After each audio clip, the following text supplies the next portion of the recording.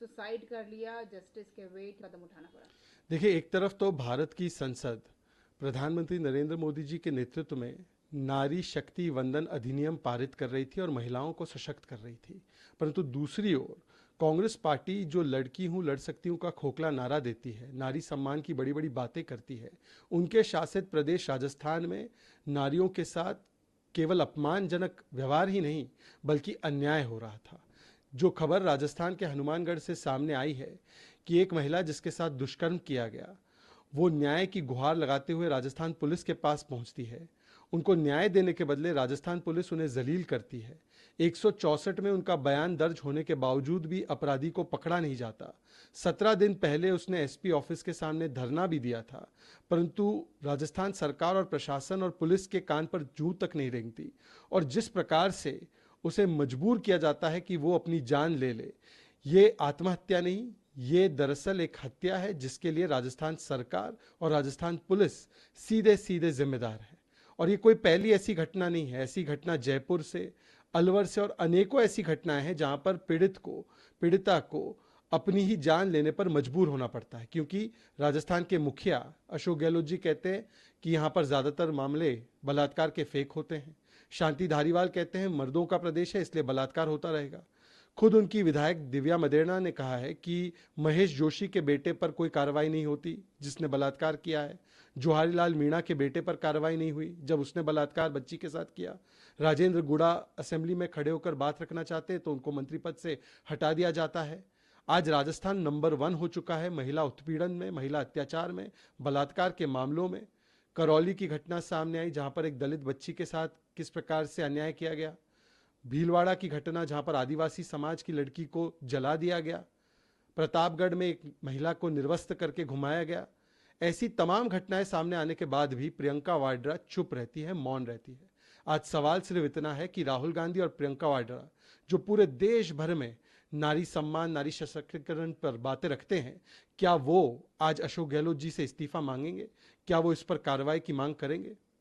Ji, case of a rape victim was has committed suicide. This is she was waiting for the justice for a long period of time, but Ashok Gehlot government has not done any satisfied thing for her. Finally, she took the step. Today, on the one hand, when under the leadership of Prime Minister Modi, the Parliament of India was passing a historic legislation of Nari Shakti Vandan Adhiniyam and was empowering the women of this country, we have seen that the Congress party, which only pays lip service to the cause of women, in the state ruled by the Congress party Rajasthan, women were not only being stripped of their dignity but were also being subjected to the most brutal injustice. In Hanumangarh, we have learnt of how a victim of rape approaches the Rajasthan police. Instead of catching the accused, the Rajasthan police humiliates her. The manner in which she is, in a sense, subjected to this kind of torture by the Rajasthan police. 17 days ago, she approached the SP office also. She had registered her statement under 164. Yet no action is taken on the accused and she is forced to take her own life and commit suicide. This is not the first case in Rajasthan. Whether it is in Jaipur, whether it is in Alwar, such cases have come to the fore because the Rajasthan police is busy in Apradhi Bachao, not in Beti Bachao. When the Chief Minister himself says that most of the rape cases are fake, when Shanti Dhariwal, a minister, says that it's a Mardon ka Pradesh, rapes will happen, when Divya Maderna, their MLA, says that no action is taken on the son of a Congress minister, Mahesh Joshi, for raping another woman, when Jawaharlal Meena's son is treated with kid gloves, the manner in which Rajendra Guda is silenced when he wants to speak about how Rajasthan has become number 1 in rapes. All of these instances show that it is the most unsafe place for women in India is now the Rajasthan government-led Rajasthan administration.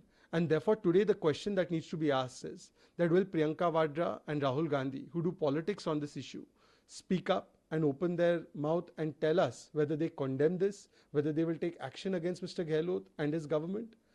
But unfortunately, whether it is Karoli, Bhilwara, whether it is Pratapgarh, in all these instances, Priyanka Vadra and Rahul Gandhi have little to offer.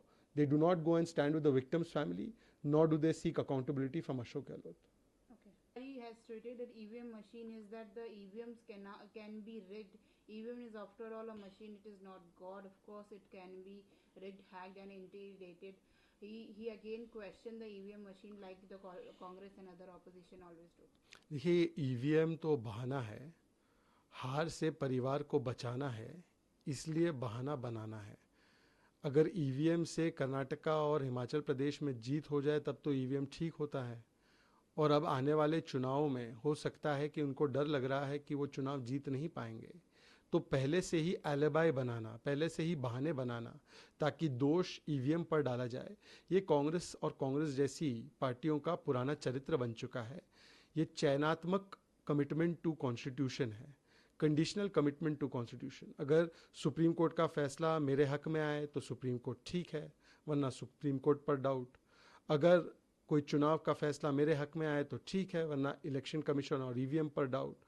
आजकल तो ये लोग जनता को भी राक्षस कहने लगे हैं, तो बेचारी ईवीएम की मशीन कहाँ बच पाएगी। हमें तो लगा कि कम से कम कर्नाटका और हिमाचल प्रदेश की जीत के बाद ये सवाल बंद हो जाएंगे, परंतु कुछ लोग जो होते हैं वो हमेशा संस्थाओं पर सवाल खड़ा करना और संवैधानिक संस्थाओं पर इस प्रकार के आक्षेप लगाना, ये उनका चरित्र बन चुका है। It's not a god. How do you say this? You see, EVM is a bahana, and in the forthcoming elections, परिवार को है हार से बचाना, and therefore this bahana. Unfortunately, the Congress party thinks that people will not ask them questions about their conditional commitment to constitutional institutions. When they win an election in Karnataka and Himachal Pradesh, the EVM and the election commission is fine.